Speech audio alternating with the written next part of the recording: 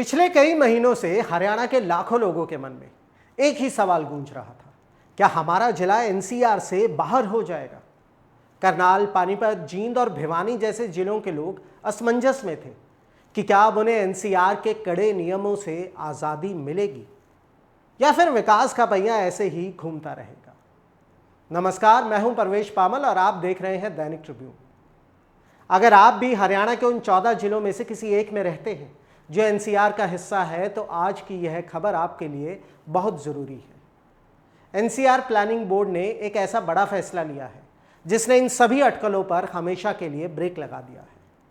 आज के इस वीडियो में हम समझेंगे कि सरकार ने क्या फैसला लिया है, नया 3 जोन सिस्टम क्या है, क्या उसका मतलब है और एक आम आदमी के तौर पर इसके क्या फायदे और नुकसान होंगे।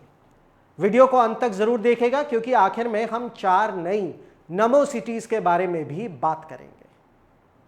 फैसले पर आने से पहले आइए थोड़ा पीछे चलते हैं और समझते हैं कि ये पूरी बहस शुरू ही क्यों हुई।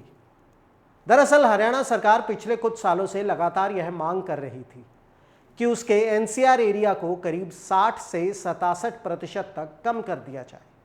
प्रस्ताव यह था कि दिल्ली के राजघाट से 100 किलोमीटर के दायरे से बाहर पड़ने वाले दूर दराज के जिलों को एनसीआर से हटा दिया जाए। ऐसी डिमांड क्यों की जा रही थी? क्योंकि जब सर्दियां आती हैं और दिल्ली में प्रदूषण बढ़ता है तो CAQM यानी commission for air quality management और ग्रैप यानी ग्रेडेड रिस्पांस एक्शन प्लान के कड़े नियम लागू हो जाते हैं। इसका मतलब ये होता है कि दिल्ली में प्रदूषण बढ़ने पर करनाल, जींद और महेंद्रगढ़ जैसे दूर के इलाकों में भी कंस्ट्रक्शन यानी निर्माण कार्य बंद हो जाता था और इंडस्ट्रीज पर पाबंदी लग जाती थी। साथ ही 10 साल पुराने डीजल और 15 साल पुराने पेट्रोल वाहनों पर बैन, जो कि एनजीटी का रूल है, ने भी आम जनता और किसानों की कमर तोड़ रखी थी। इसलिए राज्य सरकार चाहती थी कि इन दूर दराज के इलाकों को एनसीआर से बाहर किया जाए ताकि वे अपनी औद्योगिक नीतियां बना सकें। लेकिन 16 जून 2026 को नई दिल्ली में हुई एनसीआरपीबी की 42वीं मीटिंग में पासा पलट गया। इस मीटिंग की अध्यक्षता यूनियन मिनिस्टर मनोहर लाल खट्टर ने की और इसमें हरियाणा के सीएम नायब सैनी भी मौजूद थे। मीटिंग में यह साफ कर दिया गया कि एनसीआर की बाउंड्री में कोई बदलाव नहीं होगा। मौजूदा एरिया वैसे का वैसा ही रहेगा, यानी हरियाणा के सभी 14 जिले एनसीआर का ही हिस्सा बने रहेंगे। सीएम नायब सिंह सैनी ने भी यह स्पष्ट कर दिया है कि किसी भी जिले को बाहर नहीं किया जाएगा। तो जो लोग ये सोच रहे थे कि उन्हें एनसीआर के कड़े नियमों से पूरी तरह आज़ादी मिल जाएगी, उनके लिए यह खबर एक झटका भी हो सकती है और कुछ के लिए एक राहत भरा संदेश भी। अब आप सोचेंगे कि अगर एरिया कम नहीं हुआ तो उन दूर दराज के जिलों का क्या होगा जिन्हें प्रदूषण के कड़े नियमों की मार झेलनी पड़ती थी। यहीं पर सरकार ने एक बीच का रास्ता निकाला है, द 3 जोन सिस्टम। सरकार ने पूरे एनसीआर को 3 अलग अलग जोन में बांटने का फैसला किया है। पहला होगा कोर एरिया यानी सेंट्रल जोन, जो कुंडली मानेसर पलवल और केजीपी यानी कुंडली गाजियाबाद पलवल एक्सप्रेसवे के नेटवर्क के अंदर आता है। इस जोन में प्रदूषण नियंत्रण के कड़े नियम पूरी तरह से लागू होंगे। बाकी 2 जोन जो जिले इस कोर एरिया से दूर हैं, उन्हें बाकी 2 कैटेगरी में रखा जाएगा। इस जोनिंग का सीधा फायदा यह होगा कि जो इलाके दिल्ली यानी कोर एनसीआर से बहुत दूर हैं, उन पर प्रदूषण के कड़े नियम थोपे नहीं जाएंगे। मनोहर लाल खट्टर ने स्पष्ट किया है कि यह इसलिए किया गया है ताकि दूर वाले जिलों को उन मुश्किलों का सामना ना करना पड़े जो कोर एरिया के करीब वालों को करना पड़ता है।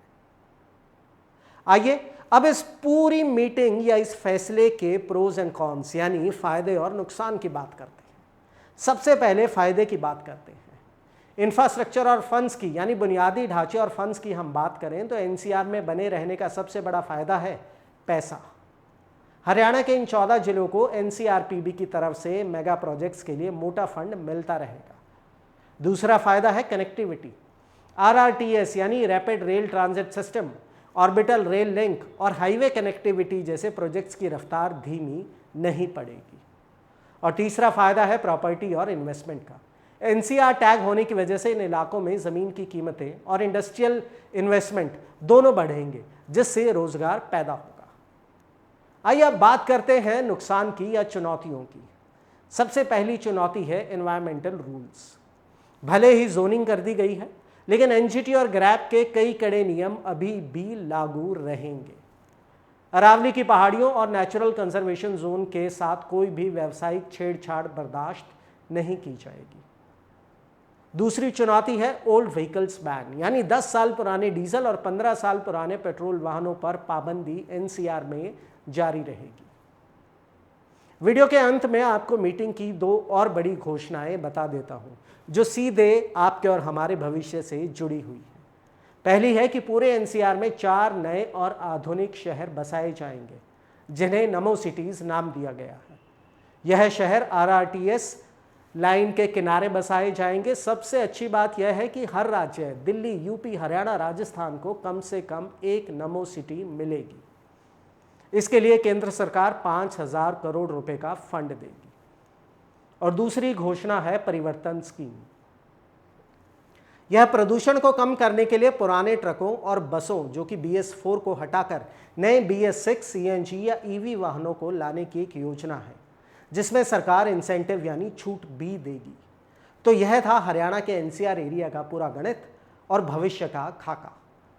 सरकार ने बॉर्डर तो छोटे नहीं किए, लेकिन नियमों को 3 जोन सिस्टम के जरिए थोड़ा आसान बनाने की कोशिश जरूर की है, ताकि विकास भी हो और पर्यावरण भी बचा रहे। अब मैं आपसे एक सवाल पूछना चाहता हूं।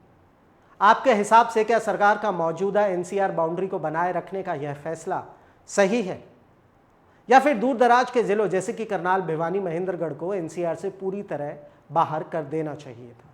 आप किस जिले से हमारा ये वीडियो देख रहे हैं और आपकी इस फैसले पर क्या राय है, मुझे नीचे कमेंट सेक्शन में लिखकर ज़रूर बताएं। अगर आपको यह जानकारी पसंद आई हो और आप इस उलझे हुए मुद्दे को आसानी से समझ पाए हो, तो इस वीडियो को अपने दोस्तों और परिवार के साथ शेयर करना ना भूलें। ऐसी ही ग्राउंड जीरो और सटीक खबरों के लिए दैनिक ट्रिब्यून के चैनल को अभी सब्सक्राइब करें और बेल आइकन ज़रूर दबाएं। मैं प्रवेश पामल, मिलते हैं अगले वीडियो में एक नए मुद्दे के साथ। धन्यवाद।